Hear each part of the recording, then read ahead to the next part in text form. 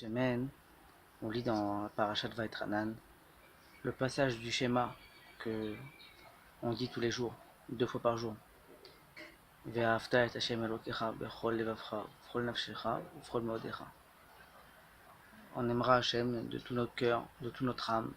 Bechol meodecha. Qu'est-ce que ça veut dire bechol meodecha? Alors Rachid nous donne une explication, c'est bekol mida ve'mida shemoded lecha. Toute mesure que Kadosh Baruch Hu nous donne, que ce soit positif, que ce soit négatif, ben bemidat tova, ben bemidat pour anout, que ce soit quelque chose de positif ou que ce soit punitif. Qu'est-ce que ça veut dire? C'est bien sûr ce qu'on sait, qu'on doit aimer Kadosh Baruch Hu en toutes circonstances, aussi bien dans les bons moments que dans les moments difficiles. Maintenant, c'est très difficile quand on a des gros problèmes, des galères, etc.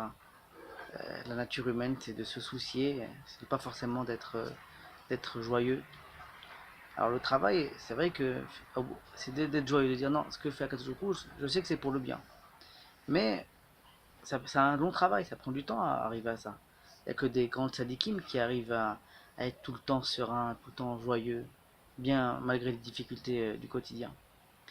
Alors qu'est-ce qu'on apprend dans cette semaine? Alors le Rav Pinkus nous apprend un truc très joli.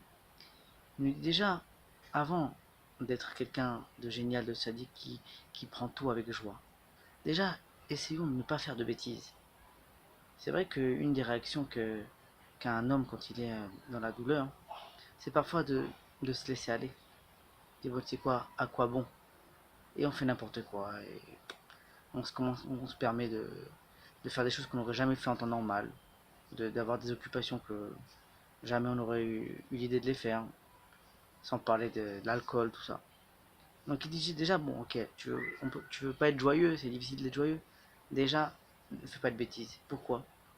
Parce que le moment où quelqu'un a une douleur, a une épreuve, c'est comme il dit le Rav Pinkus, il dit que c'est comme un mini Yom Kippour. Chacun a son Yom Kippour comme ça, instantané. Au moment où on a le collimateur sur nous, on est focalisé comme ça. Et est-ce que Yom Kippour, on se permettrait de faire n'importe quoi? Même si quelqu'un qui est malade, il ne peut pas aller à la synagogue, il reste chez lui et il médite sur Yom Kippour. Il jeûne, il souffre. Donc il ne va pas commencer à se donner à lire des romans et à regarder des ch'touillottes, des bêtises, parce qu'il est pas bien. Et ben c'est pareil, chaque moment difficile dans la vie, c'est comme des petits Yom Kippour, comme des jours de Kippour euh, euh, en petit format. Et donc c'est à nous de méditer qu'à ce moment-là, il ne faut pas se laisser aller, il ne faut pas tomber. Faut pas tomber. On ne te demande pas d'être joyeux, de sauter de joie. Non, ça c'est un autre degré. Premier degré, ne fais pas de bêtises, ne te laisse pas aller dans des chouillottes.